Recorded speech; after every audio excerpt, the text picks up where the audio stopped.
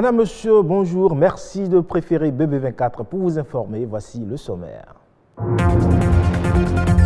Réussir à partir de rien, c'est possible pour tout entrepreneur. Il suffit d'une parfaite maîtrise de son environnement et d'un plan d'incubation pour lever les fonds.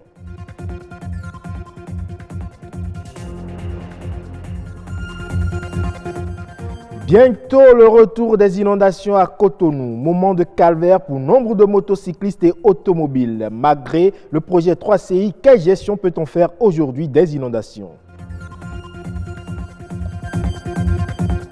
Le port autonome de Dakar organise des journées portuaires et maritimes à l'endroit de son personnel. L'objectif étant d'échanger sur le plan de transformation et les défis pour 2019.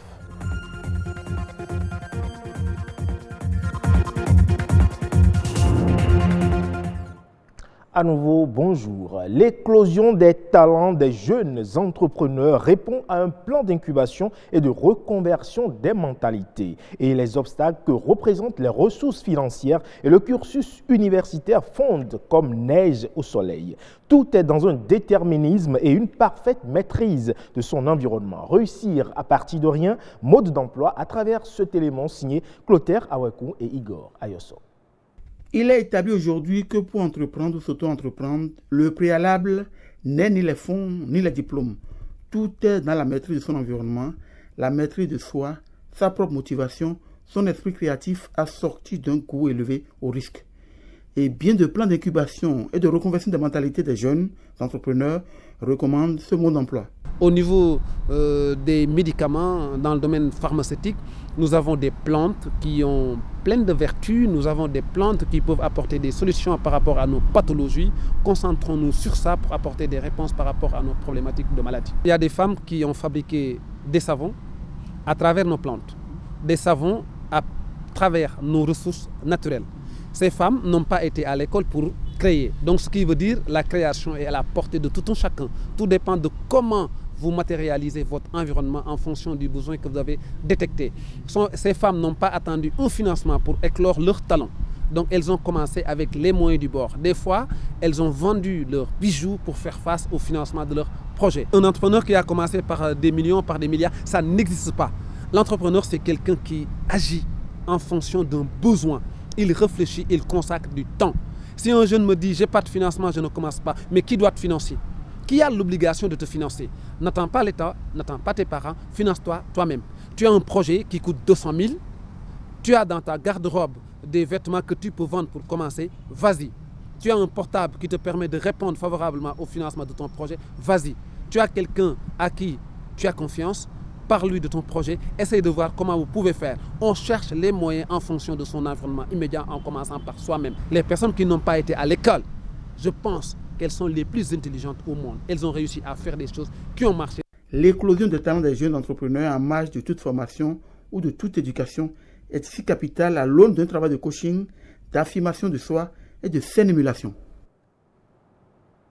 Parlons à présent des inondations à Cotonou. Le phénomène n'est pas nouveau. Chaque année, en période de pluie, c'est un calvaire que vivent populations motocyclistes et automobilistes. Depuis 2003, le projet 3CI a été une alternative toute trouvée pour une gestion des inondations à Cotonou. 16 ans après, quelle stratégie utiliser pour des solutions efficaces et durables? Alain Tossounon, journaliste spécialisé en environnement, nous en donne la réponse. Il est au micro de Patrick Adjagodou. Depuis 2010, où nous avons eu la plus grande inondation qui s'est soldée par des pertes en vies humaines et des dégâts matériels importants, on devrait avoir une politique publique efficace pour contrer la question des inondations. Fort heureusement, avec le gouvernement de la rupture, il y a l'un des projets phares, c'est donc le projet d'assainissement pluvial, qui consiste sur une surface de 50 km² sur les 70 km² que compte la ville de Cotonou, à réaliser des exutoires, des canalisations pour faciliter l'évacuation des eaux de ruissellement. Même si on a des caniveaux, ce n'est pas dans tous les quartiers que vous les avez. Vous n'avez pas beaucoup d'exutoires, des collecteurs qui permettent de mobiliser beaucoup plus l'eau et d'aller les évacuer soit dans la lagune, soit dans le lac et tout. Donc je crois que ce projet d'assainissement fluvial constitue l'une des réponses, mais pas toute la solution à la question donc, des inondations. Au-delà de ce projet, il faut repenser toute la problématique donc, des inondations dans la ville de Cotonou. Il faut faire en sorte qu'en amont, on puisse réaliser aussi des barrages, de grandes infrastructures de mobilisation donc, de l'eau que l'on peut valoriser pour l'agriculture, le maraîchage et même l'hydroélectricité pour empêcher que ces eaux-là descendent et donc viennent ici encore exacerber déjà la situation que nous avons. Une nouvelle brève au Tchad. Par exemple, ou plutôt le Tchad mobilise 1566 milliards de francs CFA pour son plan de développement pour la mise en œuvre du plan national de développement justement. Selon le ministre de l'économie et de la planification du développement, ce montant représente 40% sur les 3 905 milliards de francs CFA recherchés. Toutefois, il précise que des mesures concrètes et des restructurations sont envisagées pour combler le gap dans l'organisation d'un séminaire en vue de créer une synergie d'action pour une meilleure gestion des ressources publiques dans une démarche concertée à l'effet d'améliorer les conditions de vie des populations. Le port autonome de Dakar organise depuis hier des journées portuaires et maritimes. Mis sous le thème « Le port, moteur d'émergence », ces journées doivent permettre d'échanger avec le personnel sur le plan de transformation, le bilan 2018 et les défis pour 2019. Reportage. Le port autonome de Dakar dans une nouvelle dynamique. Le lancement du plan stratégique définit clairement les ambitions du port et de l'équipe dirigeante. Ambitions partagées avec les acteurs et le public à l'occasion de ces journées portuaires et maritimes. C'est ensemble que nous pourrons atteindre les objectifs. C'est ensemble que nous pourrons développer et moderniser le port de Dakar, notre port. C'est ensemble que nous pouvons relever les défis pour redonner au port de Dakar de tirer à la place portuaire de Dakar son leadership sous-régional.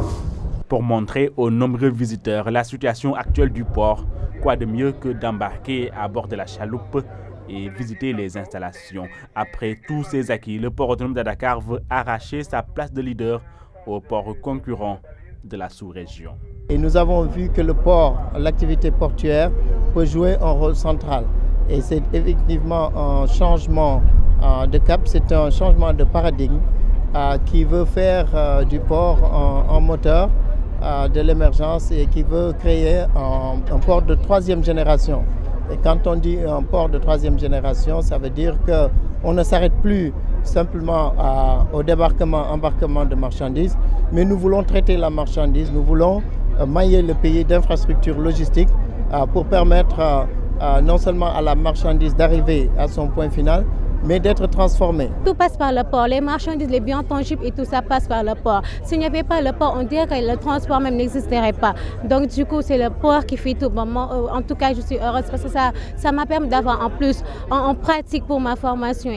Après cette forte mobilisation, le port autonome de Dakar a signé de nombreuses conventions avec la douane, le CETUD et CACSUP, des actions qui entrent en droite ligne avec les actes du nouveau plan stratégique.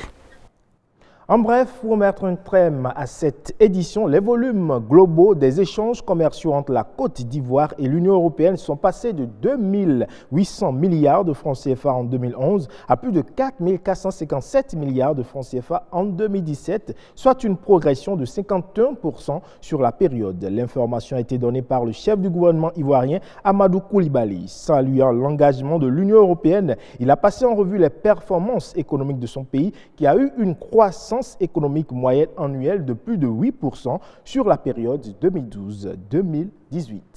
C'est tout pour cette édition. Merci de nous avoir suivis. Prenez le rendez-vous du 19h45.